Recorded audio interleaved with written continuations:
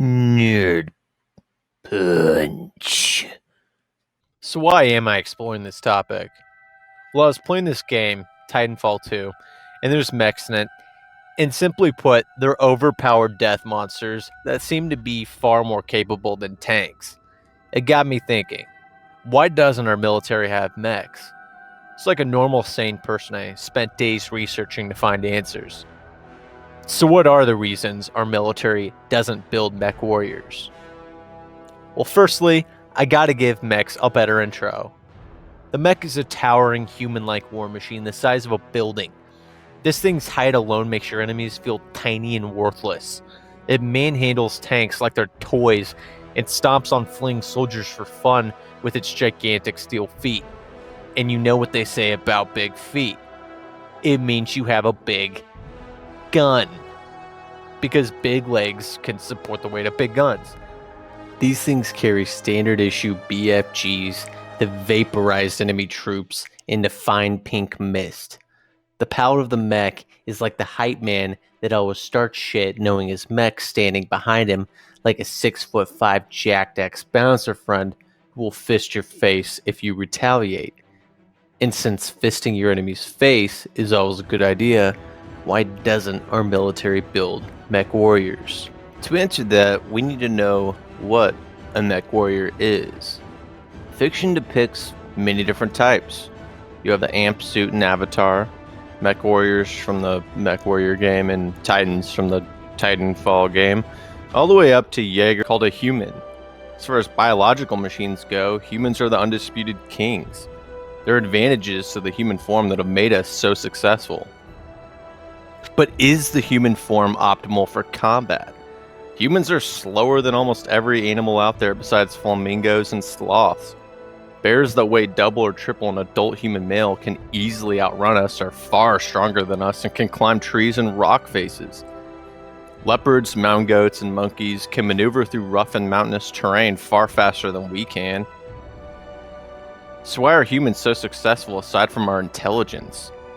Bipedalism. This is a distinctive human trait that enables us to free our arms and hands up to manipulate the environment, use tools, and wield different weapons. This is the main advantage we have, why a mech could be an effective war machine. Just like a human, a mech could use its hands and opposable thumbs to pick up and use various weapons and tools depending on the needs of the battlefield. If you're being engaged by a tank, the mech could pick up and use anti-tank guns. If the mech is being engaged by lots of troops in close proximity, it could pick up and use a shotgun and grenades. With a handed mech, you can quickly swap weapons depending on the situation. You don't need to slowly redeploy situation-specific vehicles, tanks, or artillery. The mech just needs to pick up a new weapon.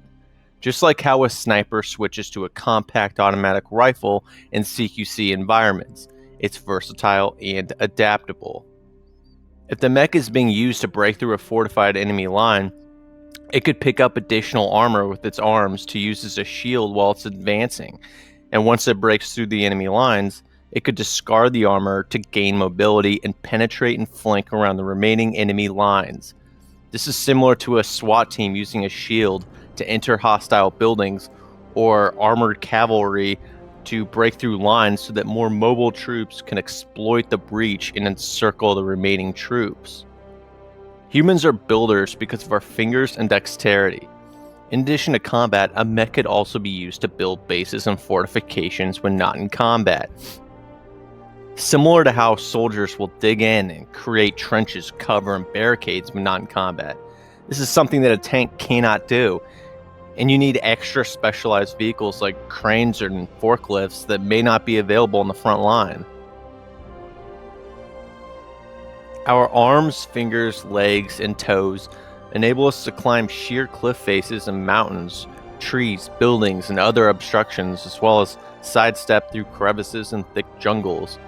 This ability to overcome any terrain gives us a distinct combat advantage, as we can outmaneuver enemies. A tank would not be able to climb a steep cliff and surprise attack an enemy from a flank, but a mech might. Not only that, but a mech could act as a troop transport, a mobile ladder, or a mobile bridge. Its height, arms, and legs could enable troops to climb over the mech to traverse ravines, gain advantageous elevated positions, and further outmaneuver the enemy. Our height and ability to change stances enables us to see further and over objects and to use cover more effectively. A mech would be able to pop in and out of cover from different angles and positions to scan the environment and engage enemies.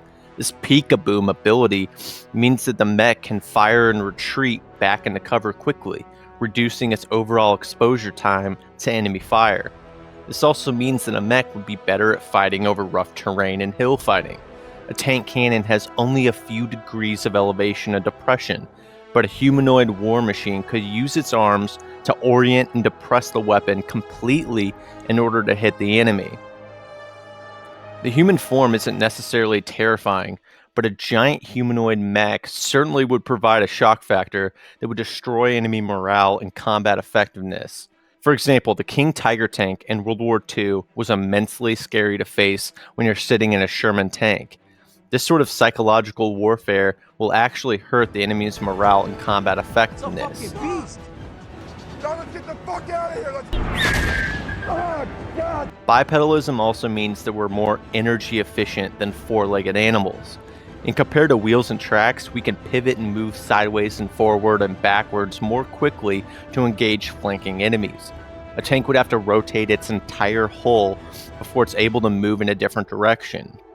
So all this means that a giant robot soldier version of a human would be even more successful, right? No.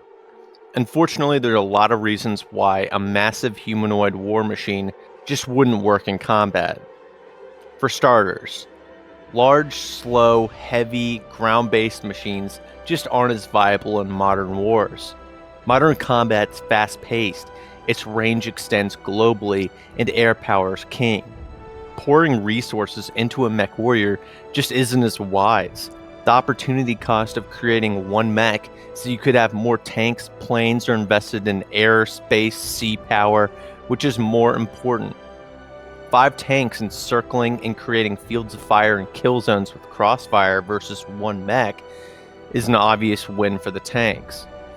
The complexity of a mech far exceeds that of a tank. All the joints, linkages, and additional components necessary to build a human-like robot would be very complex. This increases the maintenance time and difficulty, reduces the time that the vehicle is combat ready instead of sitting in a depot getting rebuilt. Not to mention, you cannot field repair as easily and quickly. A mech is not as robust and resilient as a tank. If a tank loses a tread, it can't move, but it still is a very stable and capable platform to fire from. Since the human form is designed to be a working system, if one joint goes down, the mech will not be a stable platform and may fall over, rendering the whole mech ineffective. Or is that the case? I mean, humans can limp if shot in one leg. We can shoot from our other hand if one hand gets shot. If our weapon gets hit, we can pick up a different weapon and still fight. But is that just solving a problem that's created by the mech's own design? A tank has very few weak points, as it's essentially a sloped armored box with a high effective armor thickness and a cannon. Tanks even do their best to cover the flat turret rings and optics, so a hit there can jam the turret or destroy a gun sight. A mech has flatter legs, arms, exposed joints and linkages that can disable the mech if hit. You can't do much to hide these joints.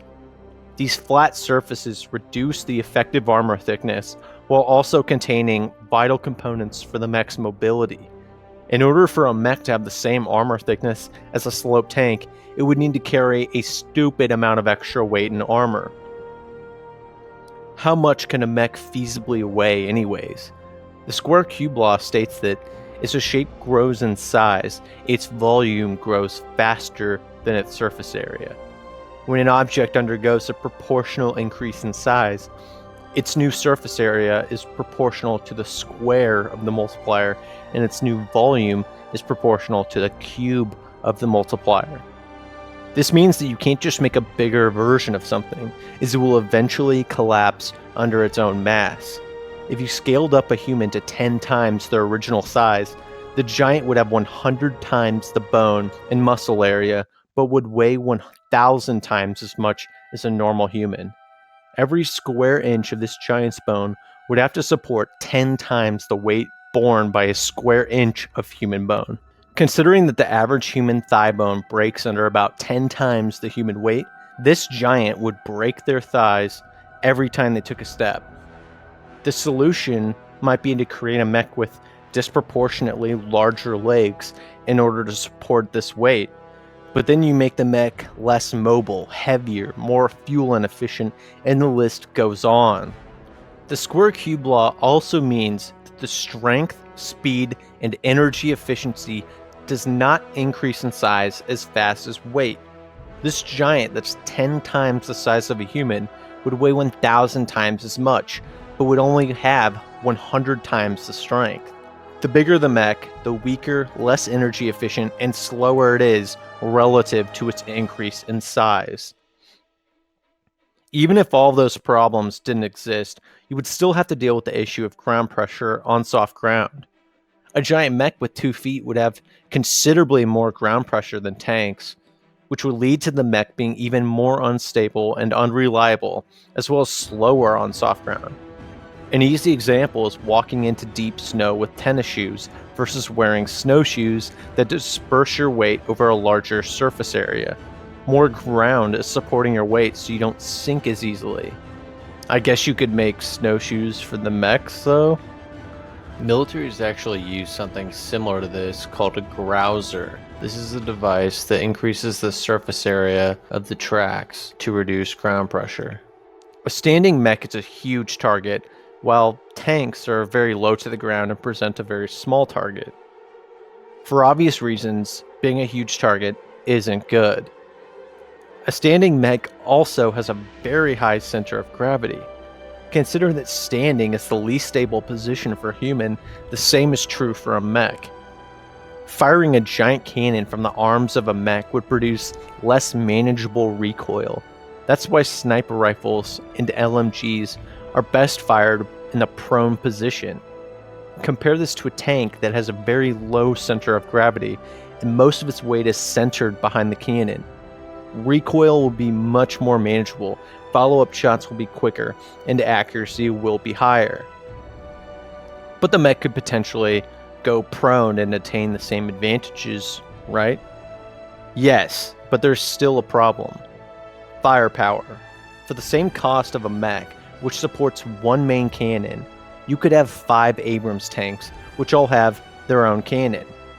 1 cannon versus 5 cannons. So you can pump more firepower out with multiple cheaper tanks than you can with one big expensive mech. For this reason, a mech cannot carry long guns as efficiently as a tank, so it won't have the same standoff capability as a tank.